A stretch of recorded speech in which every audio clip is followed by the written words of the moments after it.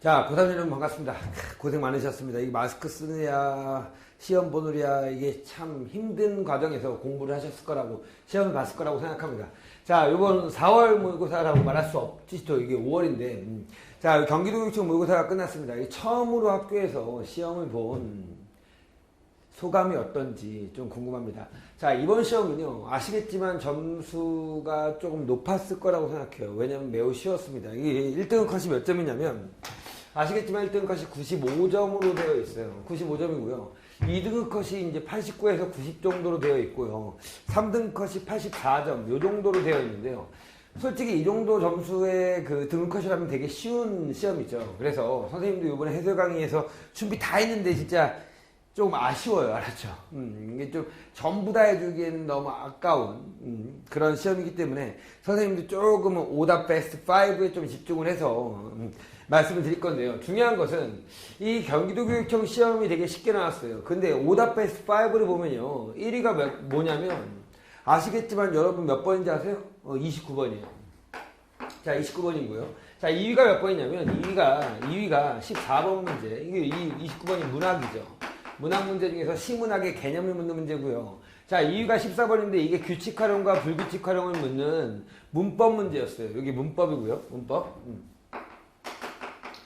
문제이고. 그 다음 3위가 뭐였냐면 3위가 이거 참 재밌는데 3위가 여러분 좀 반성하실 필요가 있는데 이게 4번 문제였어요. 화작이죠.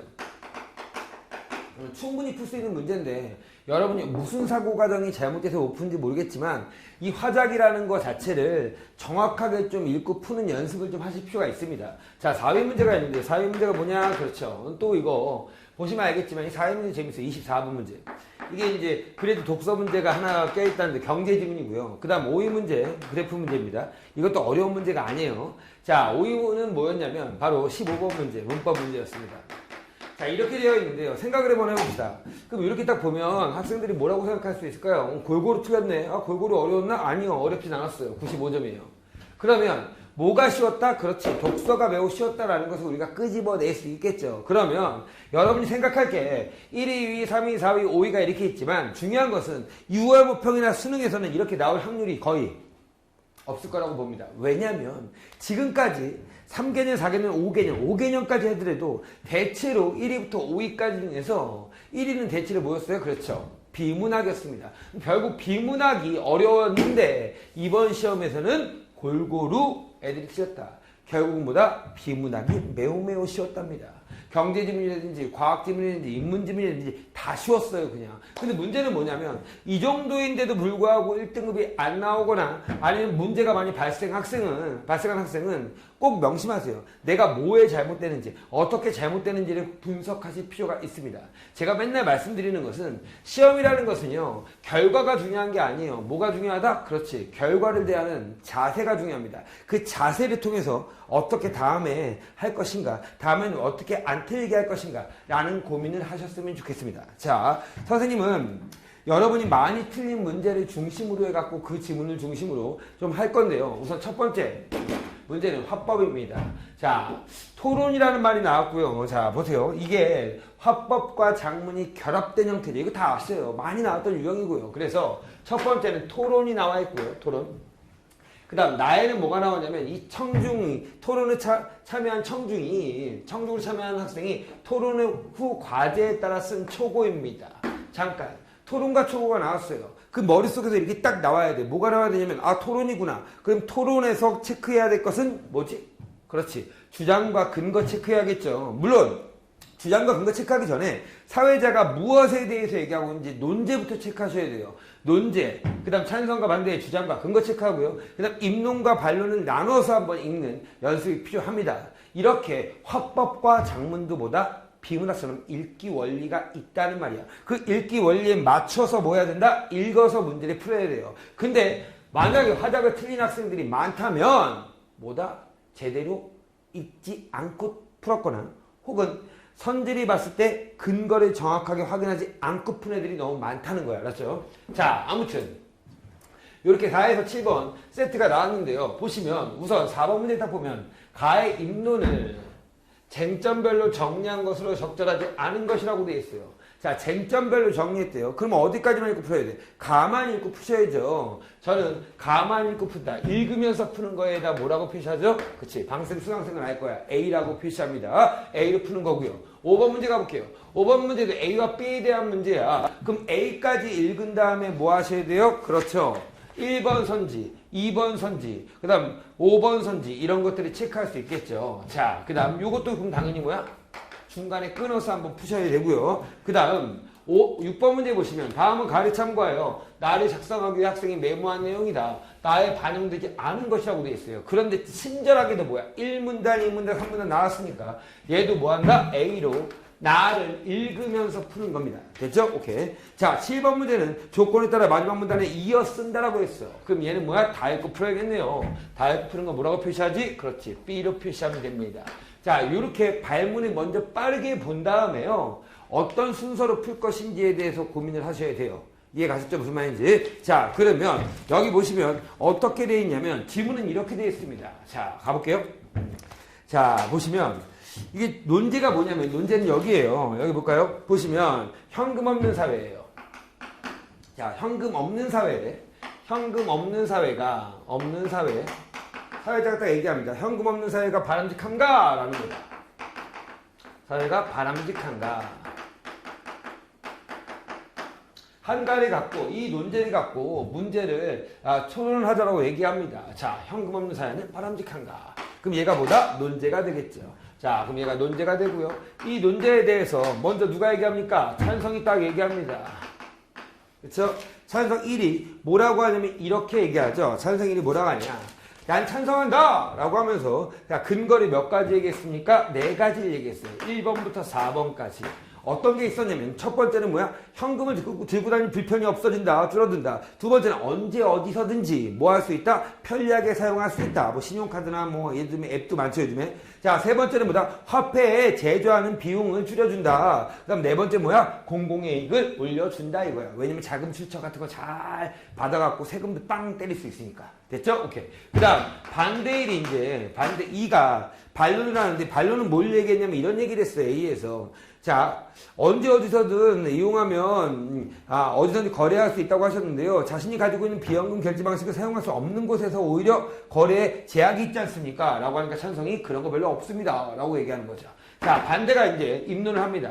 반대 입론의 근거는 3가지가 있는데요. 첫 번째 근거는 뭐다? 그렇지. 노인들 같은 경우 현금 사용만 익숙하고 이런 거 익숙하지 못한 사람들이 있습니다. 불편할 것입니다. 라고 얘기했고 두 번째는 뭐라고 했냐면요. 끝으로 두 번째는 시스템, 이 비현금 결제 방식 시스템을 구축하는데 비용이 많이 듭니다. 세 번째는 뭐다? 그렇지. 자, 자유를 제한한다. 난 현금 내고 싶으면 현금을 낼 수 있게 해야 되는 거 아니냐. 자유를 제약한다는 관점에서 공공의 이익에 부합되지 않는다라고 얘기하는 거죠.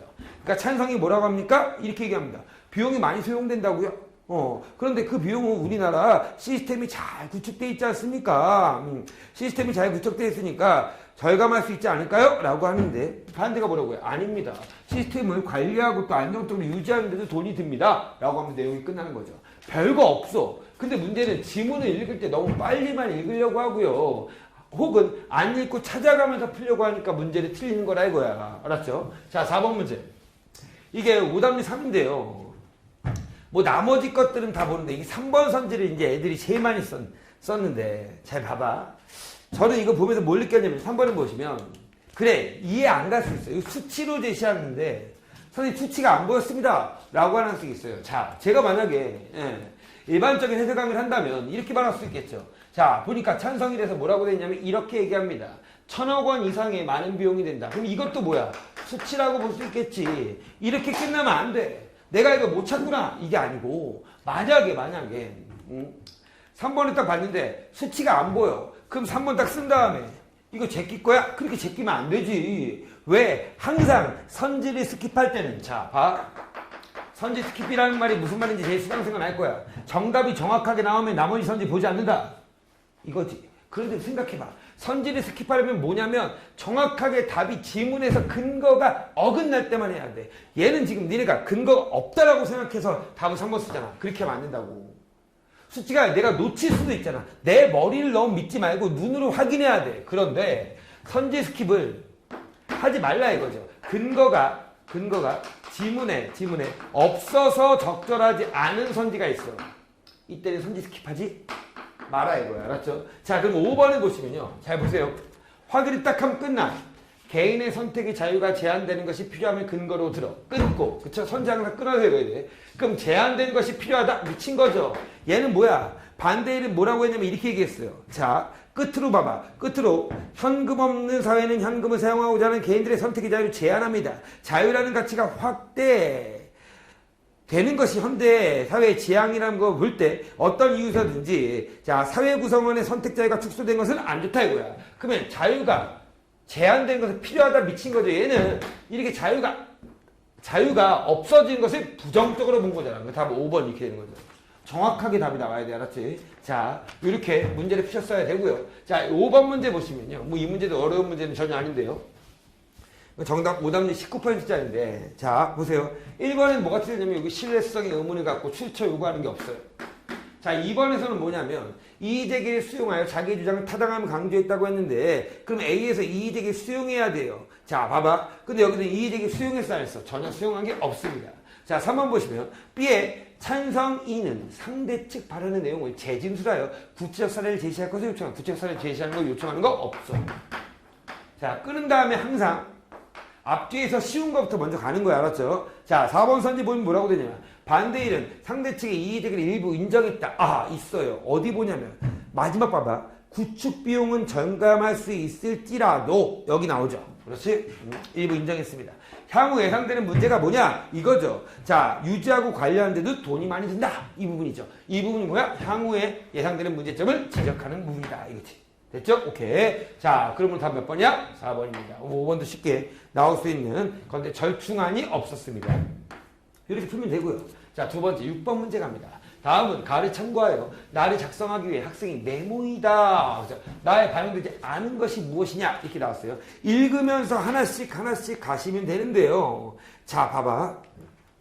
쭉 가면 3문단에 보시면요. 토론에 언급되지 않은 현금 없는 사회의 장점을 밝혀 나의 주장에 뒷받침해야겠다.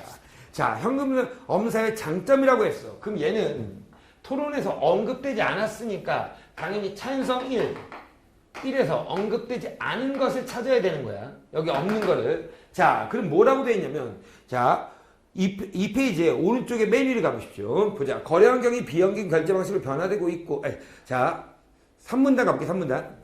현금 없는 사회의 장점은 너무나 많다. 이미 국가 간 경제 교류를 가능하게 하는 정보통신 기술이 구축되고 있어. 현금 없는 사회로 나갔을 때 새로운 금융 서비스 사업이 개발되어 국제 무역이 활발해질 것이다. 라는 새로운 장점을 얘기했죠. 현금 없는 사회 이행을 위해 국가 차원의 준비할 사항은 언급이 없습니다. 그러니까 답은 4번이고요. 5번에 보시면 국가 차원의 준비할 내용은 없다. 이거고. 합의를 위해 노력해야 된다. 이건 마지막 단락에 나와 있죠. 이런 문제는 뭐 여러분이 할 수 있을 것 같고. 7번.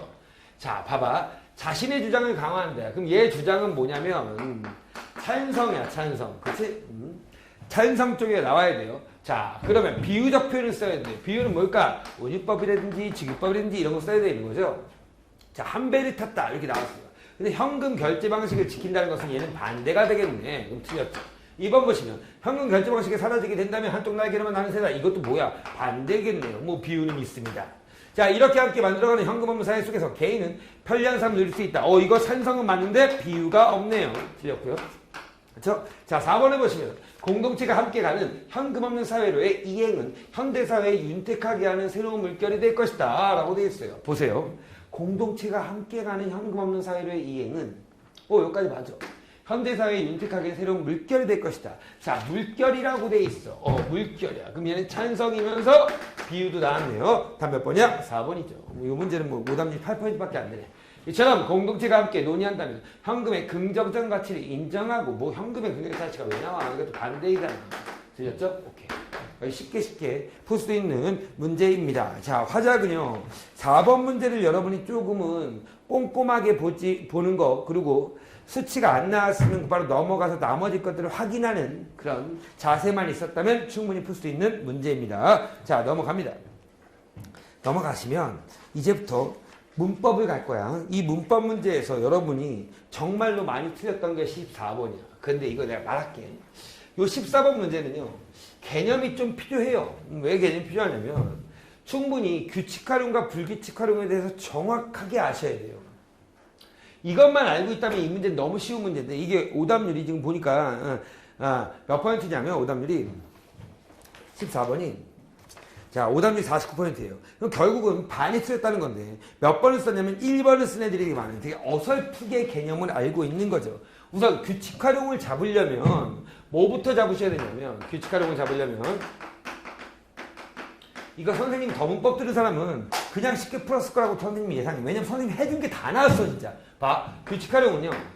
형태가 어감과 어미가 결합할 때 형태가 바뀌거나 바뀌지 않거나 자 바뀌지 않는 경우 얘는 바뀌는 경우지. 바뀌는 경우는 선생님 뭐라고 가르쳐줬냐면 이렇게 했어. 보편적 의문규칙이다. 보편적 의문규칙이다. 이 의문규칙에 해당되는 것들은 바뀌더라도 뭐다? 그렇지. 규칙 활용이다라고 했어요. 그게 뭐가 있었냐면 네 가지가 있었지. 첫 번째 뭐 있었어? 의탈락. 두 번째 뭐야? 리을탈락. 자, 세 번째 뭐야? 동음탈락.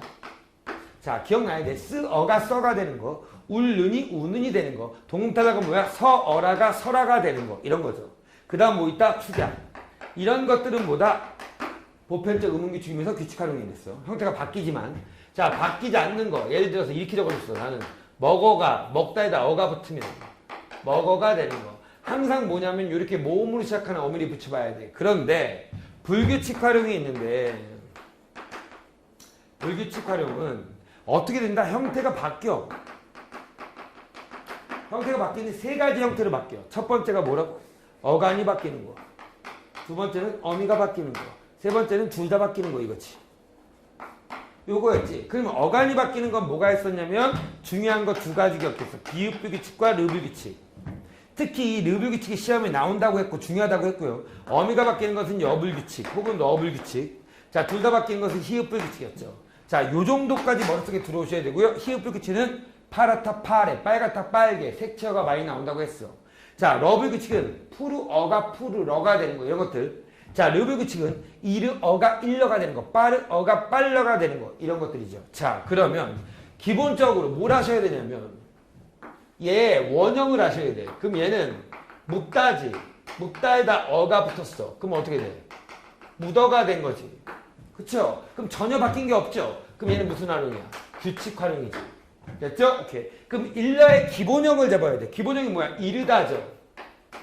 이르다에 어가 붙었어. 근데 뭐가 된 거야? 일러가 된 거야. 그럼 생각해야지. 여기서 뭐가 탈락됐냐? 의가 먼저 탈락됐어.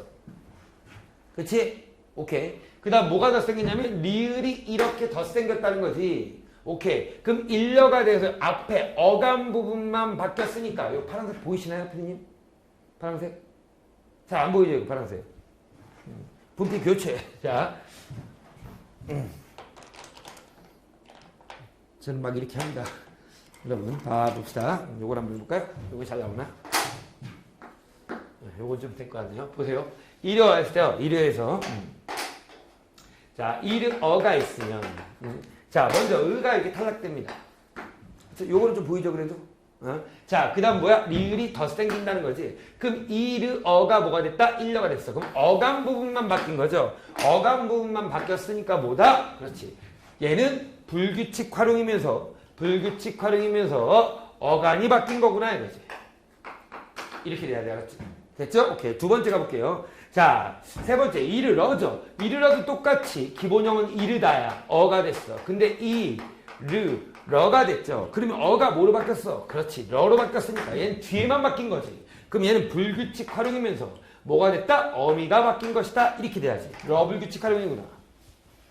자, 우러러야. 이게 문제야. 이거 선생님이 더문법에서 노래 불러줬어. 우러러 볼수록 이렇게 불러줬잖아. 그럼 얘는 뭐야? 원형이 뭐야? 우러러의 원형. 어렵지. 이거 잡아내는 게 어려워. 피디님 말할 수 있어요? 우러러의 원형? 다로 끝내보세요. 뭐에서 왔을까, 우러러가? 한국인이잖아. 얘기해보세요. 괜찮아요. 모르겠어요? 르다죠. 여기서 온 거잖아. 그쵸? 그러니까 이거를 못 잡아내니까 문제지. 그렇지. 우리 피디님도 못 잡네. 이거 참 어려워. 자, 근데 이런 것들이 좀 연습을 해보셔야 된다. 이거 알았죠? 자, 르다야. 거기다가 어가 붙은 거지. 그러면 의가 탈락되고 어떻게 된 거야? 그냥 우러러가 된 거지. 어는 그대로 갖다 붙인 거야. 그러면 얘는 뭐가 바뀐 거야? 어감만 바뀐 거지. 그럼 규칙 활용인가? 노노노. 아까 뭐 있었어? 여기 봐. 의 탈락은 뭐랬어? 규칙 활용이 됐지. 그렇죠? 그러니까 불규칙 활용이 아니지. 규칙이야. 이게 된 거야. 그래서 솔직히 8회는 여러분이 다 알아요. 이거 둘 다 바뀐 거다라고 좀 더 공부하는 애들은 불규칙 활용이면서 둘 다 바뀐 거구나. 둘 다 라는 거를 좀 알 수 있어. 그러니까 답 몇 번이에요? 그렇지. 우러러가 규칙으로 갔어야 되는 거야. 답은 4번이 되는 거지. 근데 애들이 거의 다 몇 번을 썼다? 1번을 썼다. 이거야. 알았죠? 이해 갔죠? 자. 이게 1번이 되려면 우러다가 있어야 돼. 우러다. 알았죠? 우러다 없잖아. 우러르다. 요렇게. 이런 문제는 또 나올 수 있고요. 규칙하는 불규칙하는 건 좀 중요하니까 다시 한번 복습 꼭 해 놓으시기 바랍니다. 제가 다시 한번 얘기하지만 이게 되게 재밌는 거 아세요? 경기도육청 시험이 딱 끝났어요. 끝나고 나서 나는 너무 쉬워갖고 아유 너무 쉽네. 강사 입장에서는 좀 어려운 게 좋아요. 알았죠? 근데 이제 너무 쉬워갖고 이제 딱 제가 이제 여러분 모르겠지만 이투스가 판매량 같은 거 다 이렇게 볼 수 있어요. 딱 갔는데 문법이 막 팔리는 거야. 왜 그러지? 봤더니 뭐야? 이 14번 이런 것들이 많이 틀린 거죠. 아셨죠? 이런 거 맞히셔야 됩니다. 15번 가볼게요. 얘가 오다면 5인데요. 자, 보시면 본용어과 보조용어이 뭔지 정도는 알고 있어야 되고요. 기본적으로 여기 나온 용어들은 알고 있어야 돼요. 자, 보조용어는 하나의 단어에 물어 띄어 쓰는 것이 원칙이나 경우에 따라 붙여 쓰는 걸 허용한다. 보세요. 그럼 무슨 말이냐면 본용어과 보조용어는 있는데 본용어과 보조용어는 있어. 그럼 얘는 어떻게 해야 되냐면 원래는 띄어 써야 된대. 띄어쓰기 원칙이야. 그런데 붙여쓰기를 허용한다 이거죠. 이게 이제 기본적인 허용한다고 생각해. 기본적인 규칙이야. 얘가 원칙, 얘가 허용. 이렇게 됐죠. 그런데 꼭 띄어써야 되는 경우가 세 가지가 있어. 자, 첫 번째 봐봐. 여기 봐봐. 1번. 본용어의 조사가 붙거나 2번. 본용어의 합성 용어인 경우 뭐 해야 된다? 띄어써야 된다. 자, 세 번째. 본용어니 파생어인 경우는 그 뒤에 오는 보조어는 붙여 쓰지 않는다. 무조건 띄어써야 되는 거야. 자, 그럼 무조건 띄어써야 되는 경우 띄어쓰는 경우가 몇 번까지야? 1번부터 3번까지. 됐죠? 여기까지. 자, 그런데가 나왔으니까 뭔가 좀 다른 얘기 하겠다는 거지. 보자. 본용어니 합성어나 파생어라도 얘 띄어써야 된다고 했지. 이음절이 경우에는 본용어과 보조어는 붙여 쓰는 걸 허용한다 이거야. 오호, 이게 1번. 그 다음에 2번. 그리고 본용어 뒤에 보조어원이 거듭 나타나는 경우는 앞에 보조용어만 붙여 쓰는 것을 허용한다 이거지. 자, 그러면 붙여 쓴 허용하는 부분에 또 두 가지가 나와 있다 이거지. 됐죠? 오케이, 가볼게요. 1번. 자, 빚내준다야. 빚내서 주는 것이 아니니까 얘가 본용어이고요. 얘가 보조용어입니다. 그렇죠? 자, 적다와 주다와 많아다가 있어. 자, 용어는 세 개네. 적다가 당연히 본용어이고요. 적어서 주는 게 아니지 어디다. 그렇죠? 그럼 여기가 뭐야? 둘은 보조용어이고요. 많아다도 뭐야? 보조용어이지. 이렇게 되죠. 됐죠? 오케이. 자, 1번은 보았다. 얘가 본용어인데 얘가 보조용어냐. 근데 여기 뭐야? 조사가 붙었구나. 조사죠. 조사가 붙었으니까 얘는 뭐야? 무조건 띄어써야 되는 경우 1번에 해당되는 거네. 그치? 오케이. 띄어쓰는 경우 1번에 해당돼. 자, 얘는 뭐야? 원칙이죠. 띄어쓰면 원칙으로 하되 붙였으면 허용한다. 기억부터 가볼까? 본용어니 합성어 있지만, 자, 기억이 본용어니 합성어이다. 잠깐. 아하. 빛을 내다라잖아. 그쵸? 그럼 빛과 내다가 있으니까 얘는 합성어구나. 합성용어이구나. 이렇게 말할 수 있지. 그럼 합성용어니까 무조건 뭐야? 얘는 무조건 띄어써야 되는 두 번째 거구나. 이거지. 됐죠? 오케이. 1번 문제. 본용어니 합성어이지만 활용형이 이음절인 경우, 아하, 이음절이네. 정확하게 판단해야 돼. 빚내다, 얘 이음절이잖아. 두 글자잖아. 그쵸? 그럼 얘는 뭐다? 붙여쓰m 허용하는 1번에 해당되는 거구나. 어디에 해당되는 거다? 여기. 이음절의 경우 본용어 보조어는 붙여쓰m 허용한다. 여기 부분이구나. 이거지. 자, 그러면 이음절인 경우는 빚내준다는 붙여 쓸 수 있겠구나. 맞아. 이렇게 하는 거지. 2번. 얘는 본용어 뒤에 보조어니 거듭 나타나는 경우이므로 자, 본용은 뒤에 보존이 거듭 나타났어. 근데 이 부분이 어디에 있냐면 마지막에 여기야. 거듭 나타나는 경우는 앞에 보조용만 붙였을 수 있다는 거지. 그러면 어떻게 붙일 수 있다는 거야? 요거는 붙였을 수 있다는 말이지. 그렇죠? 오케이. 그런데 뭐라고 했어? 불과 만하다를 붙였을 수 있다? 틀렸죠. 그렇죠? 다음 몇 번이야? 2번이 되고 제껴야죠. 이렇게 되는 거지. 맞죠? 충분히 여러분이 풀 수 있는 문제라고 알았죠. 3번도 4번도 5번도 마찬가지야. 자, 본용어에 조사가 붙었어. 1번은 보았다. 그럼 얘는 뭐야? 무조건 띄었어야 되죠. 그렇죠? 이게 뭐야? 무조건 띄었으면 이거 1번이니까. 자, 4번. 본용어이 합성용어인 경우 다시 없을 듯하다는 붙여 쓰지 않는다라고 돼 있어. 자, 다시 없을이 뭐야? 합성용어냐. 그럼 얘는 무조건 뭐야? 띄었어야 된다 이거죠. 이번에는 제발 열심히 공부해봐라. 공부하다가 뭐야? 이거 파생어입니다. 파생어니까 뭐야? 띄었어야 됩니다. 특히 선생님이 분명히 말했지만 공부하다 할 때 하다. 얘가 접사라고 했어. 이거 기억하셔야 됩니다. 공부해보아라는 붙여 쓰지 않는다. 여러분 많이 쓰는 게 몇 번 했을까요? 5번을 정말로 많이 썼습니다. 알았죠? 공부하다가 파생어인지 몰라서 이 말이지.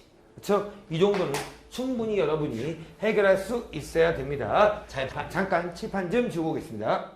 자, 봅시다. 이번엔 지문은 경제 지문입니다. 이 경제 지문 제가 보기엔 그렇게 어려운 지문은 아니었고요. 뭐 이번 비문학은 다 평이 있습니다. 근데 이 경제 지문을 대하는 마음을 좀 잘 보셔야 되는데 너무 어렵다고 생각하지 마시고요. 특히 경제 지문은 너무 쉬웠던 이유가 구조가 되게 간단했습니다. 선생님이 정리해놨는데 옆에다 좀 이따 보시고요. 우선 문제부터 가볼게요. 우선 보면 먼저 뭐가 있냐면 첫 번째 문제는 윗글에 언급하지 않은 것입니다. 언급하지 않았다는 것은 어떻게 돼야 돼요? 적절하지 않은 것이 알았지. 자, 그럼 얘는 읽으면서 한 중간 정도 끊은 다음에 뭐야? 한번 선지를 한번 정리해보는 식으로 가는 게 나을 것 같아요. 그래서 A로 풀고요. 자, 두 번째 보시면 22번입니다. 기업과 니은에 대한 이해입니다. 기업과 니은이 어디 있냐면 명목 임금과 실질 임금에 대한 것이야. 세 번째 단락에 있는데요. 요번 세 번째 단락까지만 읽고 풀면 되니까 얘도 A로 풀고요. 자, 23번 가볼게요. 얘도 A네요. A를 바탕으로 복을 이해한 것이야. 자, 기업과 니은이 나눠져 있습니다. 적절한 것이야. 그럼 보기 사례 읽으면서 A에 어떤 개념과 연결되는지만 딱딱딱 체크하시면 됩니다. 자, 선생님도 한번 그대로 풀어볼게요. 24번. 보기는 실업을 설명하기 위한 자, 그래프이다. 윗글을 바탕으로 보기를 이해한 내용으로 적절하지 않은 것은. 근데 그래프가 나왔는데 명목임금 있고요. 여기 보시면 고용량이 있어요. 맞죠? 오케이. 그리고 밑에 보면 이렇게 노동의 수요 곡선, 공급 곡선이 나오고요. 그 다음 공급량 이런 말이 나왔습니다. 자, 그러면 요 그대로 본 다음에 따라가시면 돼요. 알았죠? 자, 만약에 D 제외해서 D 1로 빠지면 뭐야? 노동의 그 수요 곡선이 수요가 적어졌다 이거죠. 그럼 여기서 1로 가면 실업이 발생할 수도 있겠구나. 이렇게 따지면 되죠. 어렵지 않죠? 자, 충분히 풀 수 있는 문제고요. 자, 25번 문제는요. A2의 사전점입니다. 얘는 어떻게 푸냐면요. 솔직히 24번은 다 알고 풀면 돼요. B로 풀면 되고요. 자, 25번 문제는 당연히 뭐야? C로 푸셔야죠. 읽기 전에 풀어버리는 거야. 자, 하지만 이 어휘 문제 볼 때 항상 문장과 연결시켜서 푸셔야 됩니다. 사전적 의미입니다. 가볼게요. A입니다. A는 뭐냐면 위축이라고 되어 있는데 한번 가볼게. 경기적 실업이란 경기 침체의 영향으로 기업 활동이 위축되고 있다. 자, 기업 활동이 위축되는데 거리가 짧아진다. 말이 안 되죠? 답은 1번입니다.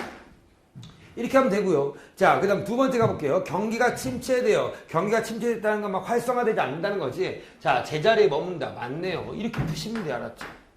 문장에다가 넣어본 다음에 푸셔야 돼. 그냥 하는 게 아니고 뭐라고? 문장에다 넣는다. 됐지? 오케이. 이게 포인트다. 자, 그러면 지문 읽으면서 하나씩 가보겠습니다. 첫 단락부터 한번 가볼까요? 갑시다. 경제학에서는 일할 의사와 능력이 모두 있는 사람이 일자리를 갖지 못한 상태를 실업이라고 정의한다. 아, 실업의 개념이 나왔구나. 실업은 뭐다? 아하, 일할 의사도 있고 능력도 있는데 일자리가 없는 사람이야. 그렇지? 오케이. 실업이 증가하면 오호. 자, 사회가 생산할 수 있는 재화나 서비스 양이 적어지는 등의 경제적 문제가 생긴다. 그렇구나. 생산한 재화나 서비스의 수량이 적어지죠. 그렇지. 자, 경제적인 문제가 발생합니다.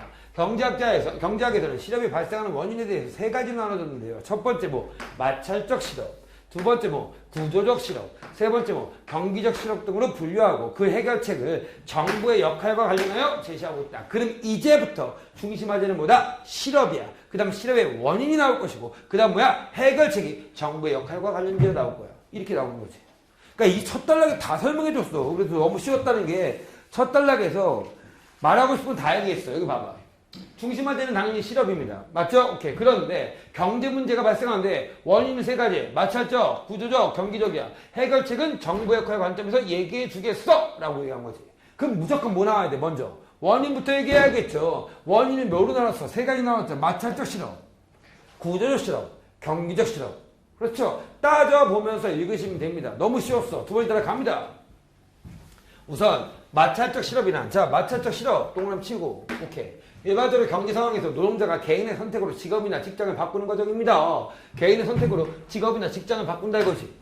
맞죠? 이렇게 저기 피디님이 이투스에 일하다가 다른 아무튼 이런 옮겨가는 거 이런 게 뭐다, 그죠? 마찰적 실업이고요. 두 번째는 뭐냐면 이는 전체적 생산량 측면에서 경제적으로 큰 손실을 발생시키지 않기 때문에 정부 역할은 크게 요구되지 않는다. 그렇지. 이거는 뭐 개인의 자유를 옮기는 거니까 정부가 뭐 할 필요 없다 이거죠. 다음으로 구조적 실업이 있다. 노동자가 공급하는 기술 수준과 기업에서 요구하는 기술 수준 간의 불합치 때문에 발생하는 실업이다 이거지. 아하. 그러니까 노동자가 갖고 있는 기술이 있는데요. 기업이 요구하는 기술 수준 간의 불합치래요. 이런 거 있지 않을까? 많았던 것 같은데 옛날에 뭐 예를 들어서 이런 거야. 요즘에 그런 거 없는 것 같은데 예를 들어 비디오 테이프를 만드는 사람이야. 그렇죠. 요즘 비디오 테이프 아세요? 잘 모르시죠? 예, 요즘에 CD도 거의 없잖아요. CD 전문가야. 근데 요즘에 CD 잘 안 쓰지. 파일로 다 하니까. 그 사람이 뭐야, 기업에서 필요가 없겠지. 이런 거겠죠. 아무튼. 불합치 때문에 발생하는 실업이다. 구조적 실업은 노동자의 재교육 등과 같은, 그렇지. 노동자를 다른 걸 가르쳐야죠. 같은 방법을 해결할 수 있기 때문에 이와 관련된 정책을 수립하는 정부 역할이 요구된다. 그 정부 역할이 필요하대. 자, 마지막으로 경기적 실업이 있는데요. 자, 경제 침체 영향으로, 그렇죠. 기업 활동이 위축되어 이로 인해 노동 수요가 감소되면서 고용량이 줄어든다 이거지. 그렇지. 요즘이 지금 경제 침체죠. 그래서 코로나 사태 때문에 경기 안 좋잖아요. 이런 상황을 얘기하는 것 같아요. 그죠? 자, 다시 말해. 경기적 실업은 노동시장에서 노동 수요와 공급이 균형을 이루고 있는 상태라고 가정할 때 경기가 침체되어 물가가 하락하게 되면, 자, 물가가 하락한대요. 자, 정리 좀 구체적으로 해줍니다. 잘 보세요. 기업은 생산량이 줄게 되고, 자, 기업은 생산량이 줄게 되겠지. 물가가 하락해. 그러니까 기업도 많이 만들 필요가 없어요. 이로 인해 노동의 수요가 감소되어 발생한다. 아, 노동의 수요가 감소되는구나 이거지. 됐어. 이해를 해야 돼. 기업이 생산량을 줄게 되면 노동자들이 많이 필요 없겠구나 이거지. 경제적 실업은 다른 동네의 실업에 비해 생산량 측면에서 경제적으로 큰 손실을 준다. 그래서 경제학자들은 이를 해결하기 위한 방법, 정부의 역할에 대해 다양한 의견을 얘기하고 있다. 그럼 이 뒤에 뭐 나오겠어? 다양한 의견이 나오겠구나 이거지. 여기까지. 그렇죠? 이런 식으로 읽으셔야 된다고. 지문을 읽을 때 너무 빠르게만 읽으려고 하지 말고, 아, 이게 어떻게 나오는지 예측도 하고 요 내용에 대해서 정확하게 체크할 수 있는 연습이 필요합니다. 자, 먼저 가볼게요. 그래서 여기까지 딱 읽은 다음에 어디까지 간다? 실업의 정의, 실업의 발생 원인, 여기까지 나왔지. 그렇죠? 오케이. 그럼 실업의 종류에 따른 정부의 역할도 나왔어요. 맞잖아요. 그럼 여기까지, 이거 첫 달러. 두 번째 단계 나왔구나. 이렇게 한번 풀고 가는 거야. 자, 22번. 기업과 니은이야. 아직까지 안 나왔어. 통과. 23번. A 했죠. 20년 가까이 카메라 필름을 제조한 회사에서 필름 제조 전문가로 근무하던 갑입니다. 아, 필름 제조 전문가래. 새로운 필름 제조 기술이 등장하여 요즘 필름도 안 쓰는데 회사의 생산 시설이 교체됨에 따라 실업 상태에 놓이게 됐다. 아, 그럼 얘는 뭐야? 기술이 떨어지는 거잖아. 새로운 게 나왔으니까. 그럼 얘는 실업이 된 거지. 구조적 실업에 대한 거구나. A의 의류업체 직원인 을은 평소 근무하고 싶었던 B 의류업체에 경력사원을 모집한다는 공고를 보고 다니던 회사를 그만뒀다. 그럼 얘는 뭐야? 개인적 자유잖아. 그럼 얘는 마찰적 실업 이거지. 이거잖아요. 뭐 쉽죠? 오케이. 그럼 이거 딱 갖고 오면 선택하는 거야. 기업은, 기업과 달리 니은 경기 둘 다 경기 침체는 경기 실업이잖아. 관계없어. 자, 기업과 달리 니은은 사회 전체의 생산량 측면에서 큰 손실. 이것도 뭐야? 디귿만 해당되는, 경기만 해당되는 거야. 둘 다 아니야. 니은과 달리 기업은 일자리를 스스로 바꾸는 과정에서, 바뀌었네요. 자, 4번. 니은과 달리 기업은 일반적인 경제 상황에서 불가피하게 발생하는 실업이다 라고 되어 있어요. 자, 봐봐. 일반적인 경제 상황에서 불가피하게 발생하는 것은 뭐다? 맨 위에 봐봐. 그치? 응? 누가 하는 거냐면 마찰적 실업의 맨 첫 번째 보십시오. 일반적인 경제 상황에서 노동자가 개인 선택으로 직업이나 직장을 바꾸는 과정에 불가피하게 발생하는 것이다 이거죠. 그럼 이것도 바뀌었어. 자, 보세요. 5번. 니은과 달리 기억은 노동자의 기술과 회사에 요구하는 기술이 차이가 발생한다. 이거죠. 답은 5번이잖아요. 쉽게 풀 수 있는 문제야. 충분히 여러분 풀 수 있는 문제입니다. 겁먹지 마세요. 자, 이제부터 그러면 뭐까지 나왔냐면 여기까지 가봅시다. 두 번째 단락까지 가는데요. 마찰, 실업이야. 개인 선택, 정부 역할이 필요 없어요. 자, 구조 실업은 기술이 일치하지 않는 노동자의 기술과 기업이 요구하는 기술이 불일치할 때야. 정부가 노동자를 교육시키면 돼. 자, 경기 침체에 의한 거가 경기적 실업인데요. 고용량이 줄어드는 거죠. 물가가 침체하고 밀자가 떨어지고 생산량이 줄어드니까 고용량이 줄어드는 상황. 이때는 뭐야? 정부가 뭔가 해야 되는데 그 정부가 뭘 해야 되느냐에 따라서 고전학파와 트윈자파가 나눠서 설명을 할 거라 이거야. 알았죠? 이제부터 한번 가봅시다. 고전학파부터 먼저 얘기합니다. 갑시다. 먼저 고전학파에서는 고전학파야. 먼저라고 나왔으니까 분명히 뒤에 뭐 나오겠어? 다른 학파가 또 나올 거야. 봅시다. 시장에서 임금이나 물가 등의 가격 변수. 자, 가격 변수가 뭐라고요? 임금이나 물가야. 됐죠? 오케이.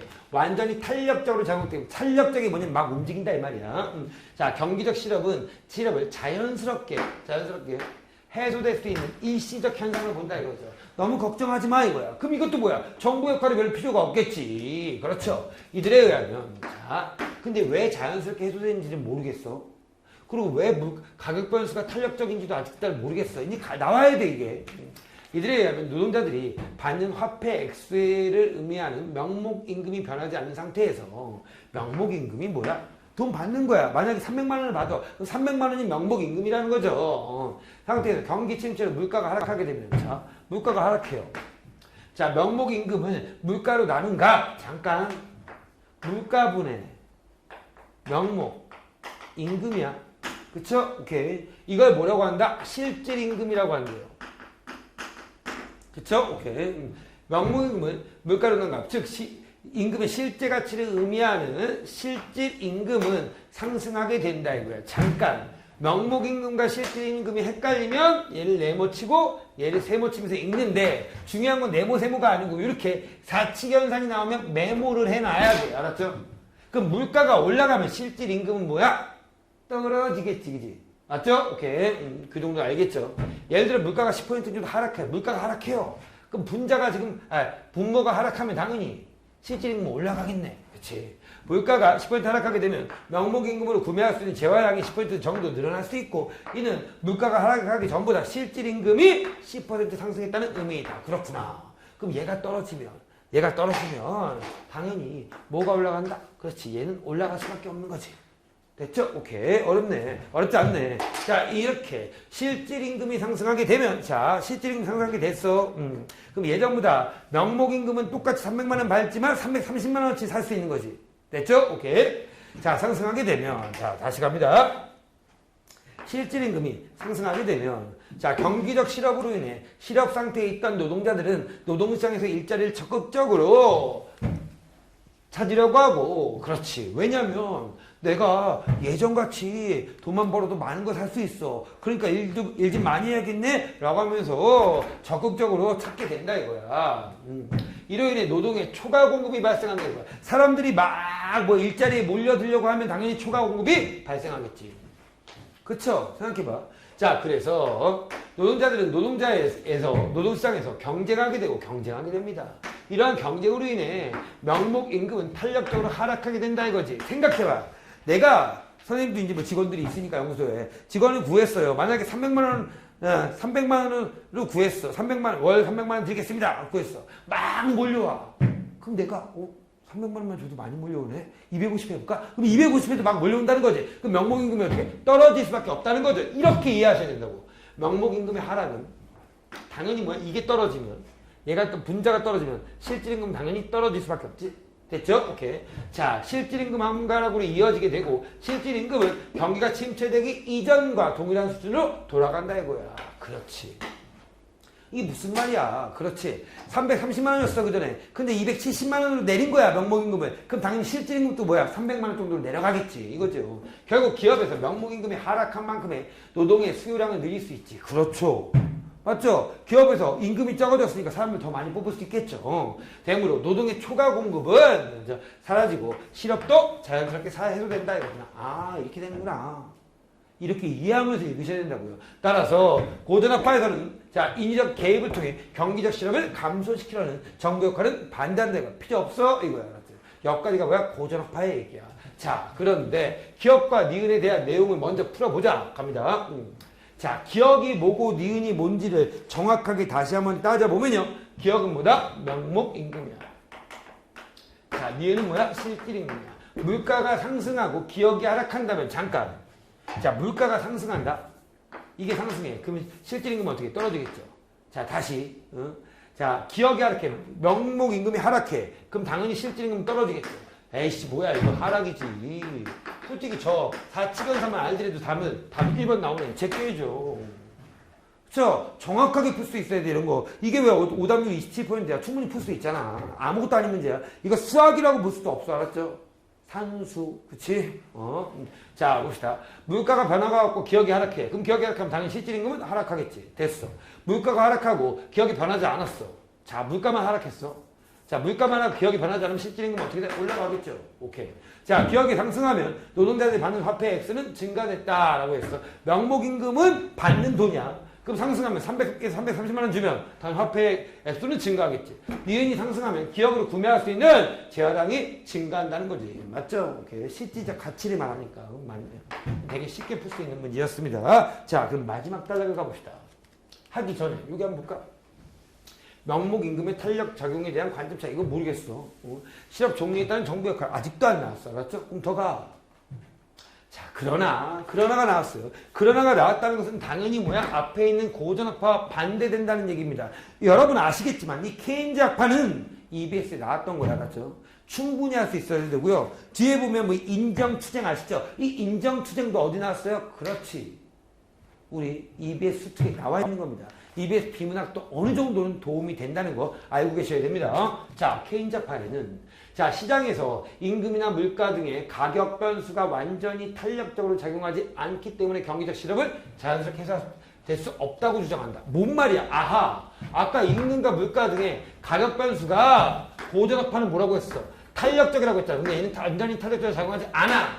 그러므로 경기적 실험은 자연스럽게 해소되는 게 아니야. 이거지. 끝났어. 완전 반대야. 그럼 왜 그럴까? 보자. 즉 명목임금이 변하지 않는 상태에서 명목임금 변하지 않았어. 300만 원 그대로야. 자, 경기 침체로 인해 물가 하락으로 실질임금이 상승하더라도 고전학파에서는 다 요까지는 뭐 앞에랑 똑같아. 명목임금이 탄력적으로 하락하는 현상은 일어나기 어렵다고 본다 이거야. 이게 무슨 말이야? 결국 뭐야? 둘 중 한 개겠지. 앞부분에서 뭐라고 나왔냐면 명목임금이 하락한다고 했는데 그럼 앞으로 찾아가 봐. 왜 하락해? 여기 봐. 자, 노동자들이 경쟁을 한다고 했지. 경쟁하게 되고 이러한 경쟁으로 인해서 뭐야? 명목임금이 하락한다 이 말이잖아. 그렇죠? 다시 가보자. 그럼 뭐라고 했어? 명목임금이 하락하는 경우가 없다 이거야. 이게 포인트야. 왜 그럴까? 나와야 돼. 이에 대해 케인즈학파는 여러 가지 이유를 제시하는데 그중 하나가 뭐야? 화폐 한상 현상이다. 화폐 한상 현상이야. 그럼 하락하지 않는다라고 하면 명목임금이 하락하지 않으면 결국은 사람들이 경쟁하지 않는다는 뜻이지.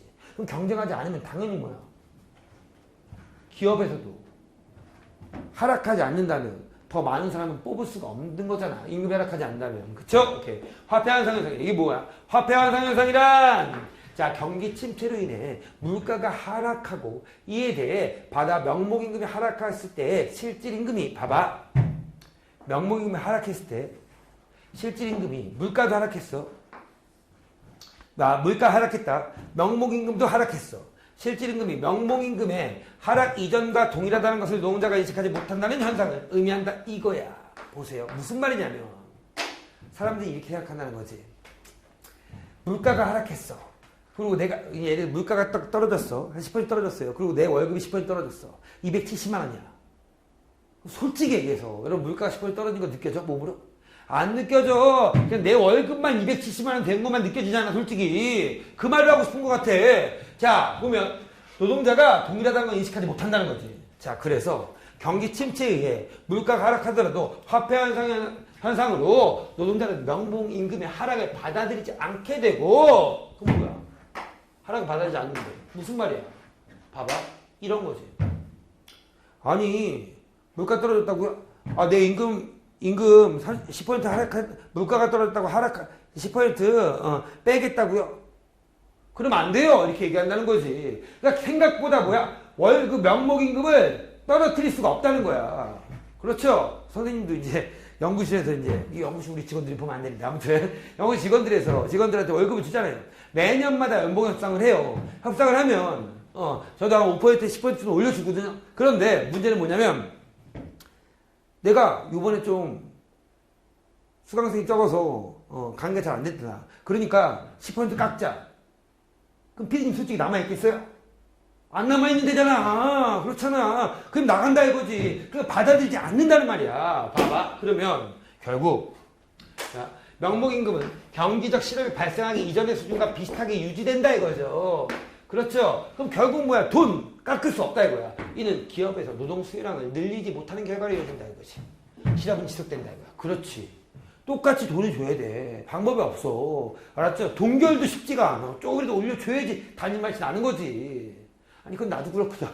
맞잖아요. 자, 따라서 케인작파에서는 정부가 정책을 통해 노동자의 수요를 늘리는 등의 경기적 실업을 감소할 수 있는 적극적 역할을 해야 된다 이거죠. 그래서 요즘에 뭐라고 합니까? 정부가 뭐 합니까? 그렇죠. 저희 연구소도 저희 회사도 그거를 하고 있는데 그런 거지 뭐 약간 그 고용 지원금을 주죠. 그렇죠. 고용을 하면 돈을 좀 줘요. 뭐 10만 원, 20만 원 이렇게 줍니다. 그러니까 그런 것들이 뭐냐면 도움이 되겠죠. 회사한테는. 그렇지? 하여튼 그런 실업을 감소시킬 수 있는 역할을 한다. 이거죠. 됐어. 자, 결국 케인작파는 뭐다? 명목 임금이 떨어지지 않는다라고 얘기하는 거야. 뭐 때문에? 화폐 현상 때문에. 자, 답은 몇 번이야? 3번이죠. 유형은 나와 있지 않고요.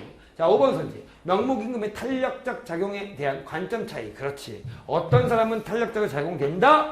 고전학파는 케인작파는 작용되지 않는다. 이 말이죠. 그렇죠?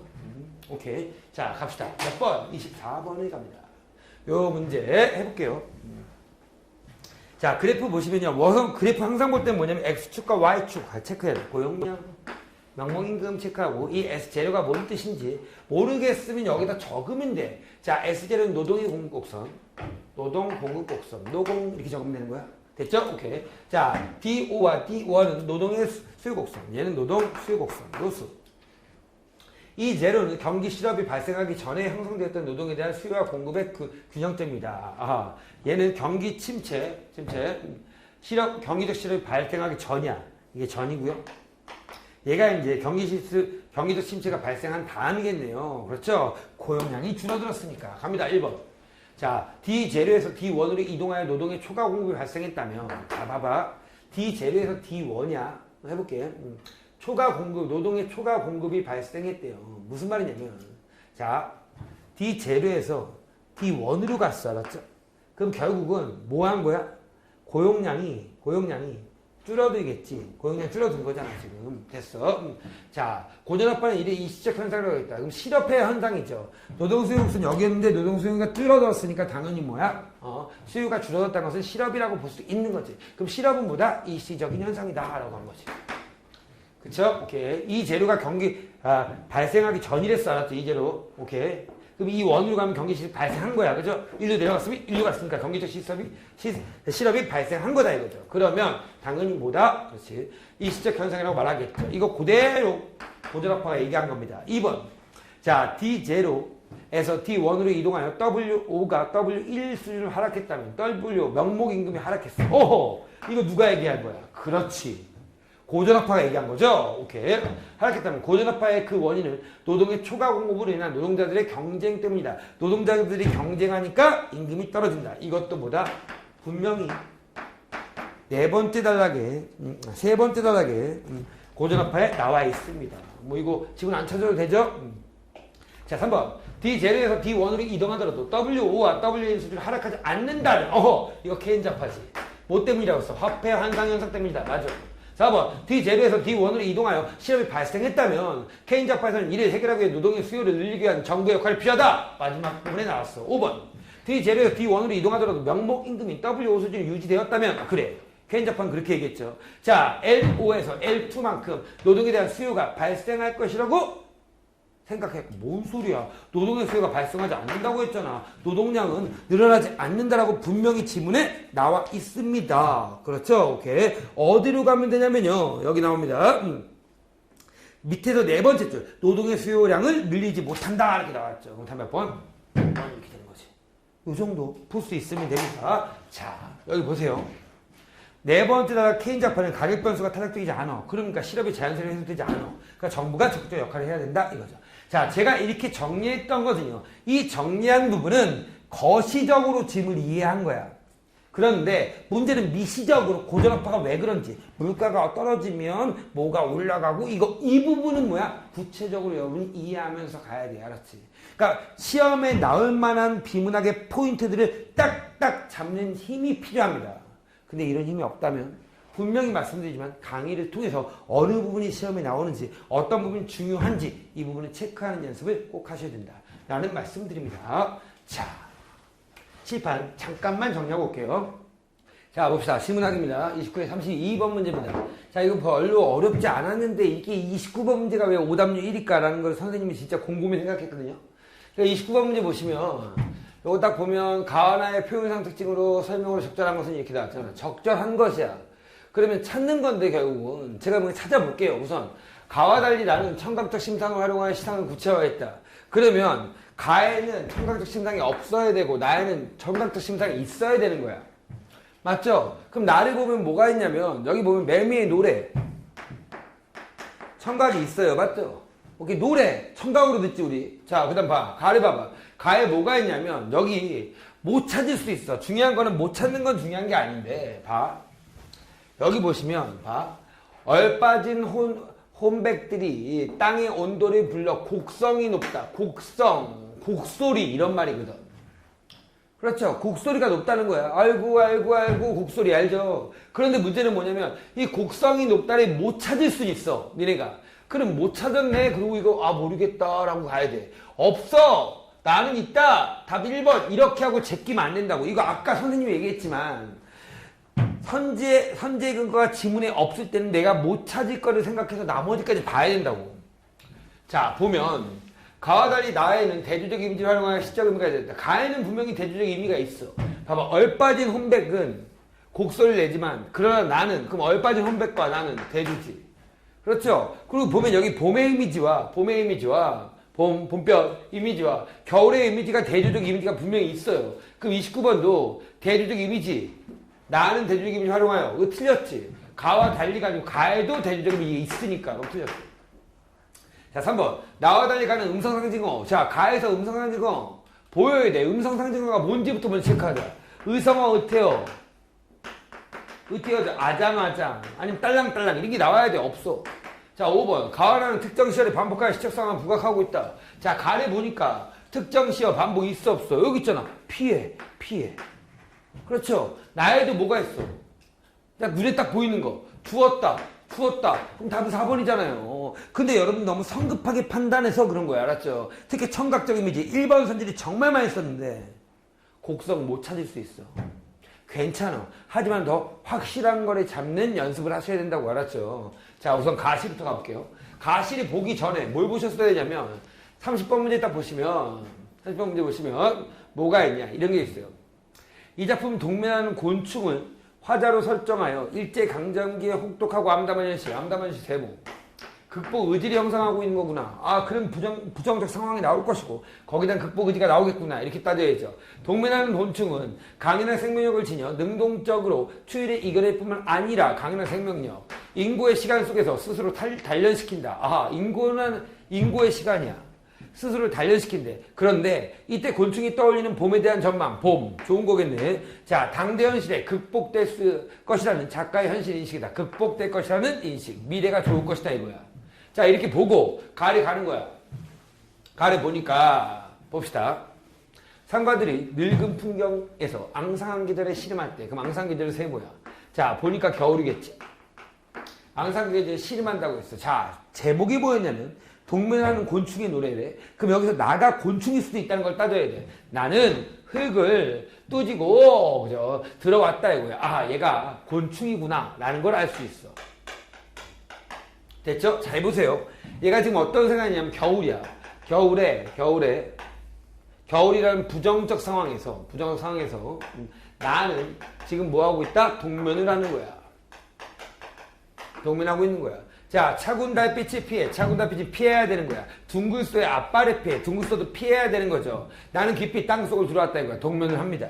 야, 멀어진 태양은 아직 검어 첩첩한 의욕의 길을 더듬고, 그죠? 지금 태풍이 미쳐 날뛴다 이거야. 태풍 세모. 됐죠? 오케이. 얼빠진 혼백들이 지온을 불러 곡성이 높다 이거야. 얼빠진 혼백들은 곡성이 높아. 그럼 얘네들은 견디기 잘 못하는 애들이야. 그러나 나는 내 자신의 체온에 실망한 적이 없다 이거. 얘는 의지적이지. 이렇게 나오는 거죠. 온갖 어둠과 접촉에서도 생명은 빛을 더듬으러 사색이 너그럽고 갖은 학대를 체험한 나는, 잘 보세요. 온갖 어둠과의 접촉에서도 생명은 빛을 더불어 사색이 너그럽고 갖은 학대를 체험한 나는, 그 뭔지 모르겠지만 힘들고 괴롭지만 나는 뭐야, 생명을 유지했다 이 정도야. 날카로운 무기를 장만하리라. 의지적이지. 그쵸? 날카로운 무기는 좋은 거야. 자, 물풀에 물색으로 평화의 의장도 꾸민다고 거야. 풀풀에 물색도 좋은 거야. 알았죠? 평화의 의장도 꾸민다고 했으니까. 얼음이 풀린 냇가의 버들이 휘늘어지고 어린 종달이 파란 항공을 실험할 때는, 자, 파란 항공을 시험할 때면 나는 봄볕, 좋은 때야 할 때는 다 좋은 거야. 자, 땅 위에 나아서리다. 그럼 난 땅 위에 그때 나갈 것이다. 죽은 듯 눈 감은 명상. 나의 동면은 위대한 약동의 전제이다 이거지. 나의 동면은 이 좋은 날을 내가 누리기 위한 전제다 이거야. 알았죠? 자, 동면하고 있습니다. 그리고 나는 뭐다? 견디고 의지적이네요. 동면하면서 의지가 있고요. 그쵸? 생명력이 있는 애입니다. 그쵸? 오케이. 그리고 봄이라는 아름다운 바람직한 미래를 위해서 위대한 약동을 하고 있다. 동면하고 있으면서 이 봄에 위대한 약동을 하겠다 이거지. 누리겠다 이거야. 알았죠? 요 정도로만 잡으시면 돼요. 그럼 여기 봄은 뭐겠어? 광복이고요. 겨울은 뭐가 되는 거지? 그렇지. 일제강점기가 되는 거죠. 이렇게 따지시면 돼요. 봅시다. 30번 1번 선지. 어려운 시가 아닙니다. 충분히 풀 수 있는 시고요. 보시면 흙을 뒤지고 들어가 동면하며 위대한 약동을 준비하는 곤충의 모습. 자, 그러면 동면하면서 위대한 약동을 준비하고 있는, 봄을 준비하고 있는 거죠. 능동적인 주체의 모습을 형상한 것이다. 그치? 능동적인 주체의 모습 맞죠? 자, 여기 보세요. 능동적이다. 뭔가 이겨낼 것이다. 라고 하는 모습이니까 여기도 마찬가지로 극복 의지와 연결되는 거야. 이 선지에서. 자, 그 다음 2번. 둥글소를 도와 양상한 계절의 차가운 달빛에 대항하는, 잠깐, 둥글소가 뭔데? 아까 보니까 둥글소는 부정적인 거 아니었어? 확인해야 돼. 둥글소의 앞발에 피해서잖아. 그럼 둥글소 도운다는 건 말이 안 되지? 그럼 다 몇 번이야? 이런 것들은 확실히 딱 뭐야? 2번 쓰고 3, 4, 5 제껴. 이렇게 가야 돼. 알았죠? 나머지 거 다 쉬운 선지입니다. 여러분 풀어보시면 되고요. 그 다음 31번 하기 전에 나를 먼저 가볼게요. 나 봅시다. 나시의 제목은 뭐야? 그렇지. 정호승의 허물이라는 시야. 자, 가볼게. 느티나무 둥치에 매미 허물이 붙어있다. 매미 허물이 붙어있대요. 자, 바람이 불어도 꼼짝도 하지 않고 착 붙어있다. 나는 허물을 한번 때리려고 했어. 매미 허물을. 손에 힘을 줬다. 순간. 죽어있는 줄 알았던 허물이 갑자기 몸에 힘을 줬다. 뭐야? 살아있는 것 같은 느낌이야. 내가 힘을 주면 줄수록 허물의 발이 느티나무에 더 착 달라붙었다 이거야. 힘을 주고 있는데 뭐한다? 탁 달라붙었대. 허물을 벗고 날아간 어린 매미를 생각했던 게 분명하다. 자, 그럼 허물이라는 것은 어린 매미를 생각했대. 그래서 뭐야? 붙어있나 봐. 가볼게. 허물이 없으면 매미의 노래도, 어떤 매미? 어린 매미겠죠. 노래도 사라진다고 생각했던 게 분명하다 이거지. 반복하고 있네요 되게. 난 떨어지지 않으려고 안간힘을 쓰는 허물의 힘을 놀라 쓰면서 손을 떼고 집으로 돌아와 어머니를 보았다 이거. 누구 봤다? 어머니 봤대. 자, 팔순의 어머니가 무릎을 고주 샜고 걸레가 되어. 그럼 어머니가 뭐가 된 거야? 걸레가 된 거지. 걸레가 되어서 마루를 닦는다 이거야. 어머니 나의 허물이다. 아하, 나왔다. 그쵸? 끝. 됐어. 허물은 뭐다? 어머니라는 거야. 어머니가 안간힘을 쓰면 아직 느티나무 등치에 붙어있는 까닭은 아들이라는 매미 때문이다 이거지. 아들이 뭐다? 매미다 이거지. 그럼 나왔네. 결국 뭐다? 허물이라는 것은 시 좋네요. 어머니고요. 이 허물이 붙어있는 이유는 뭐 때문이겠죠? 그쵸? 매미 새끼 때문이었지. 어린 매미 때문이었어. 어른 매미, 어미 노래, 매미 노래 이런 거죠. 자, 그럼 어머니는 누굴 위해서 존재하는 거야? 아들 위해서 존재한다 이거지. 그렇게 힘들게 걸레처럼 사는 것도 아들 위한 거야. 그걸 이렇게 푸는 거죠. 자, 31번. 요 정도만 해석됩니다. 매미 어머니 없으면 매미의 노래도 사라질 수 있다는, 그죠? 화자의 추측은 어머니가 없으면 자식의 삶도 지속되지 못한다. 맞지? 짝짓기가 될 수 있느냐 없느냐의 포인트야. 2번. 죽어있는 줄 알았던 허물의 이미지와 걸레가 된 팔순의 어머니의 이미지는 자식을 위한 헌신이다. 그렇지. 죽어있는 줄 아는 허물이란 것은 볼품이 없는 허물 이런 거잖아. 그럼 맞아. 3번. 자, 몸에 힘을 주는 허물을 때려는 힘은 자식을 향한 끈질긴 모성이다. 뭔 소리야? 내가 지금 허물을 뗀다는 것은 내가 모르고 때리려고 했던 거잖아. 그쵸? 내가 때린 거잖아. 자식을 향한 모성이며 관계가 없는 거지. 그 다음 몇 번? 3번이죠. 그렇죠? 4번. 어린 매미가 벗어놓은 허물이 어린 매미를 낳은 어머니라고 발상했다. 맞죠? 안간힘을 쓰고 있는 이유가 자식 때문이라는 점에서 화자는 매미 허물과 자신의 어머니를 동일시하고 있습니다. 맞아. 그치? 오케이? 됐어. 어렵지 않아요. 32번 갑니다. 자, 보시면 가와나이를 시상 전개에 따라 구조하는 것이다. 시상 전개에 따라 구조했대요. 그쵸? 오케이. 이리 바탕으로 기억과 리을에 대한 거야. 기억은 땅속이야. 땅속. 땅후. 땅속에서 견디고 있는 거죠. 자, 니피나무 둥치, 그 허물이 본 거, 집은 어머니 본 거죠. 기억과 디귿은 실망감이다. 무슨 여기서 실망감이 왜 나와, 디귿에서. 2번, 니은과 리을은 화자가 자신의 삶의 방식을 긍정적 가치를 발견한 공간이다. 자, 보세요. 니은은 뭐 가능할 것 같아요. 내가 위대한, 약동을 하겠다, 뭐 이런 거니까. 하지만 리을은 자신의 삶의 방식이 아니죠. 어머니 삶의 방식이라고 해야지. 자, 3번. 화자의 행위에 담긴 의미가 드러나는 공간이죠. 그쵸. 동면하면서 뭐야? 그렇지. 이 땅 위에 봄에 위대한 약동을 위한 전제라고 했으니까 의미가 있는 거죠. 자, 리을은 대상의 행위에 담긴 의미다. 자, 리을 대상행위 누구? 어머니가 걸레를 닦는 거, 희생에 대한 거 이거죠. 답 3번. 자, 4번. 리을은 삶에 대한 화자의 절망적 태도가 드러난다. 자, 리을에서 무슨 절망이야. 말이 안 되죠. 5번. 리을은 화자가 동경하는 대상이 머무는 공간이다. 그래서 리을은 동경하는 대상이 머문다. 동경하는 대상, 뭐 이거 동경하는 대상이라고 볼 수 있나? 자, 그래. 종다리 이런 거는 화자가 원하는 대상이니까 가능하다고 쓰자. 자, 화자가 혐오하는 대상이 머문다. 지금 어머니가 혐오하는 거 아니잖아. 어머니를. 5번입니다. 그죠? 됐죠? 자, 요 정도로 여러분이 푸시면 될 것 같고요. 충분히 여러분이 풀 수 있는 문제였습니다. 뭐 소설이든지 이런 건 너무 쉽기 때문에. 자, 다시 한번 얘기할게요. 경기도교육청 이번 시험은요, 문제가 쉬웠어요. 그럼에도 불구하고 실수가 많았거나, 근데 아시겠지만, 수능 끝나고, 이건 실수라고 해봐도 소용이 있나? 없어요. 내가 그러면 이 선지를 어떻게 할 것인가, 그리고 얘가 해결이 안 되면 어떻게 할 것인가에 대한 고민을 많이 하셔야 된다는 거지. 실수로 끝내지 말지, 알았지? 자, 내가 다음에 어떻게 할 것인가, 이 고민을 하시는 것이 가장 중요하다. 제가 맨날 얘기하지만 시험은 뭐라고요? 결과가 중요한 게 아니에요. 결과에 대한 여러분의 자세가 중요한 것이다. 그 자세를 고민하시고 그 자세에 대한 해결책을 찾기 위해 노력하시고요. 해결책이 안 나온다. 그럼 뭐야? 저한테 질문하시면 됩니다. 됐죠? 오케이. 선생님 6월 모평이 더 중요한 거 아시죠? 6월 모평을 위해서 열심히 선생님 노력할 테니까 여러분 노력하셔갖고 6월 모평엔 더 좋은 성적을 거두시기 바랍니다. 다음 해설 강의에서 뵐게요. 안녕.